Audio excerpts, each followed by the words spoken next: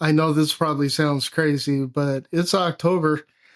It's time to start taking a look at Album of the Year contenders. And I know that sounds crazy, but last year I did my top 100 Stoner Doom bands of 2023. The way I went about it is a bit of a nightmare. I waited until December, and I think I was literally crying while I was writing it. So this year I wanted to do something a little bit differently. So what I'm going to do is put out a video of the contenders, where I'm going to choose the top 5 for every month that I've reviewed this year.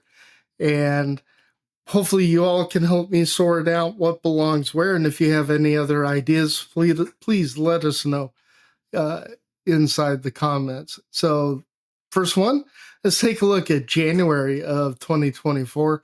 It feels like that was 5 years ago.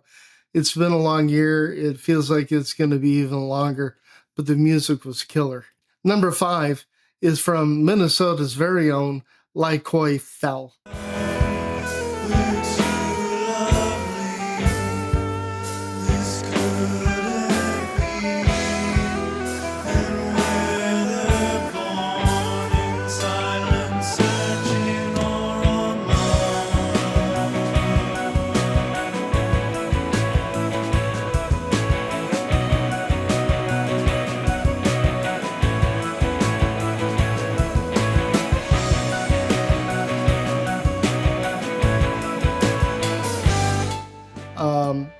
The name of the EP is Moon Dive and Sun Chaser. And I remember when I first heard this, I discovered them off TikTok. Just a random TikToker mentioning their favorite bands, and Lykoi Fell came out, and I absolutely loved the name of the band. So they finally released a little mini EP for us. And just immediately, this stuff is unlike anything I've ever heard. I know that there are some people here in YouTube land saying that music has lost its dangerous edge, and you know, the usual stuff about Gen Z and millennials being, you know, a little bit soft and not into it. Oh geez, this thing blows any of those tropes out of the water. This is a band, they sound to me like a band that has nothing to lose, and that makes them a little bit dangerous. What's funny is the vocals sound a little bit, to me, of Moody Blues. The guitars sound like they could have been hammered out by Tad Doyle from Tad, and the lyrics could have been written by Timothy Leary with maybe some Hunter S. Thompson on a bad trip. Lykoi Fell, it's mesmerizing, it's intense, it is really offbeat. Definitely worth it being in my top 10 for January, and to be honest, it's in consideration for Album of the Year.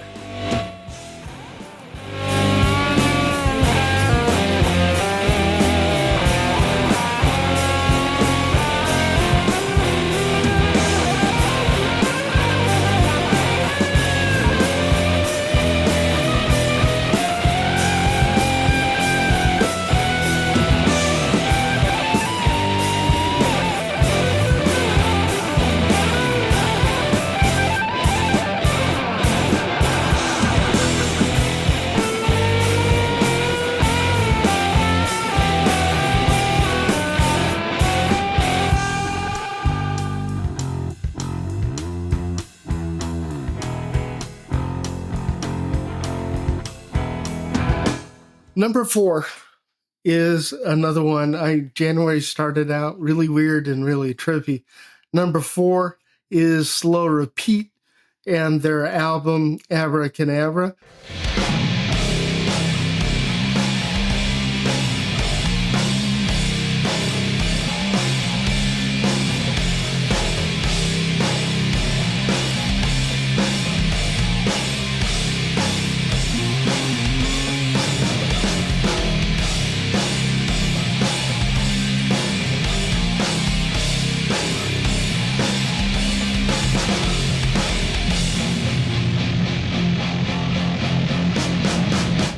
And since then, they have signed with my good friends over at Electric Desert Records.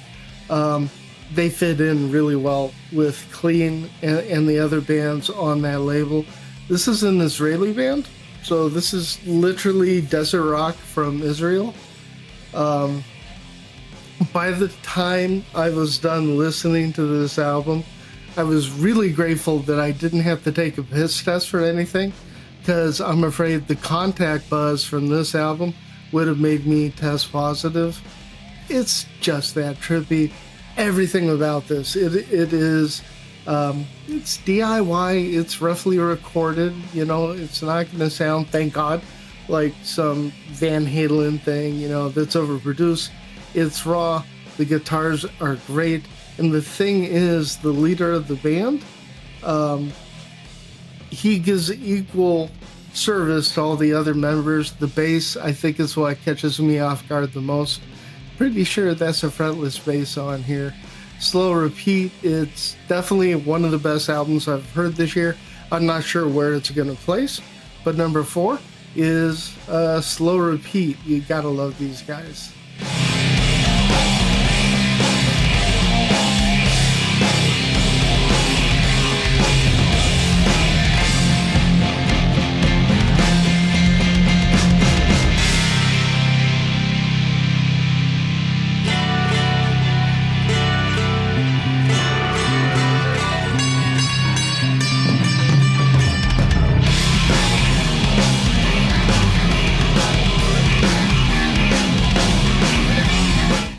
Number 3 for me is, I'm always up in the air. Should I really include compilations? Should I include split albums? But I still think that my number 3 album, Turned to Stone Chapter 9, featuring Ritual Earth and Kazakh, is good enough. It has to be on just about anybody's list.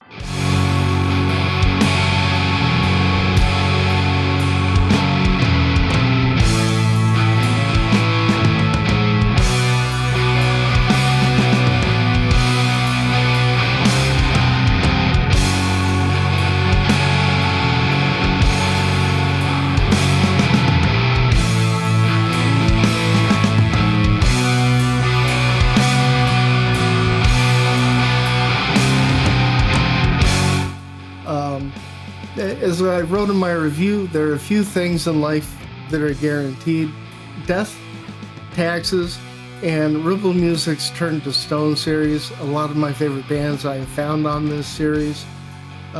This is an absolute must-have. It is extremely powerful. It's easy for these albums to slide under the radar, especially Ritual Earth.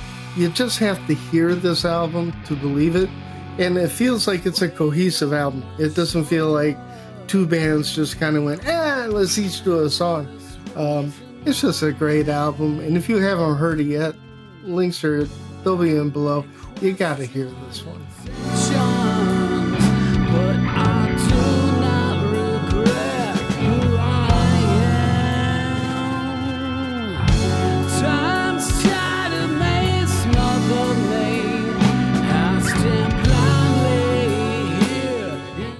Number 2, I'm kind of on number 2. Number 2 is Slower.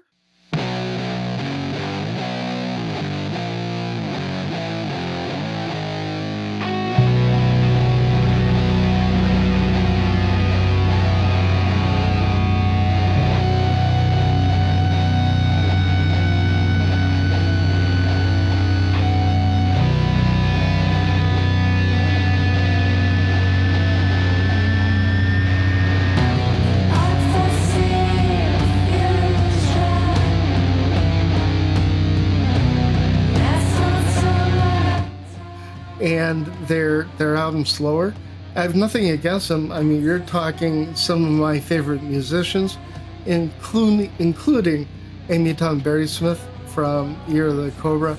The premise of this thing is absolutely stellar.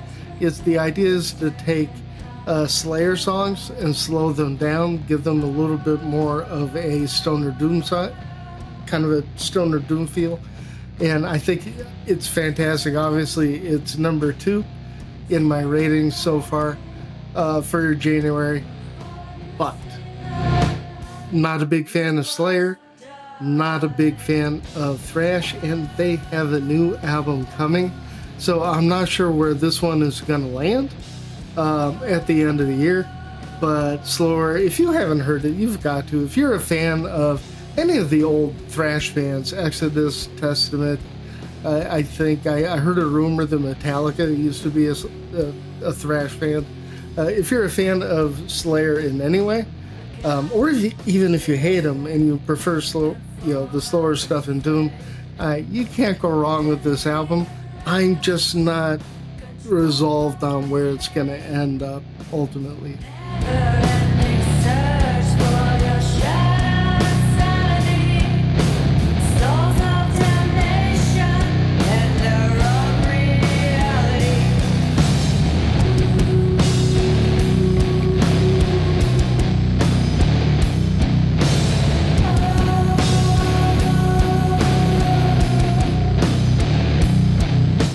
I gotta be honest, my number one choice for January surprises me a little bit.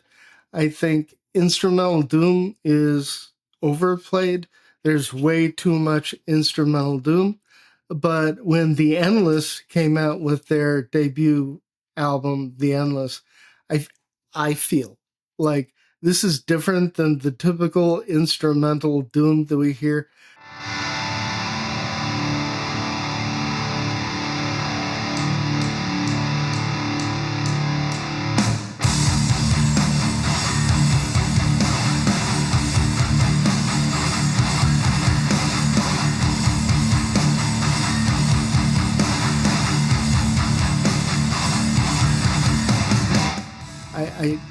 The guitars have distinct voices. The songs actually go somewhere. I am not a big fan of Joe Satriani. His guitar playing is great. I just think his arranging is really boring. The tendency for instrumental doom is to run out of steam and to keep that Satriani type rhythm section, dun, dun, dun, dun, and then they wail. This isn't it at all. Each of the songs tends to tell its own story. If you haven't heard this one yet, this small band out of Canada made a lot of waves back in January. It was definitely my number one pick.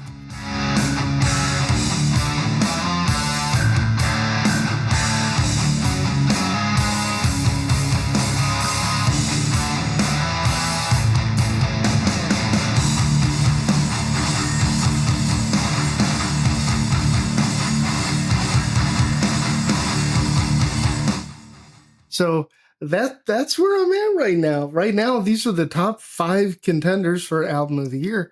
Of course, you'll see more in February and March and up until today. But what are your thoughts? Did any of these albums excite you? Does it make sense? More importantly, is there anything in January that I missed that I should have put in my top 5? Anyway, I hope you hang around. I hope you like and subscribe. If you want to help support the channel, you can buy us a cup of coffee. It just helps us pay for the music. We prefer to buy the music that we're reviewing. Just let us know. Put us a link in the bottom.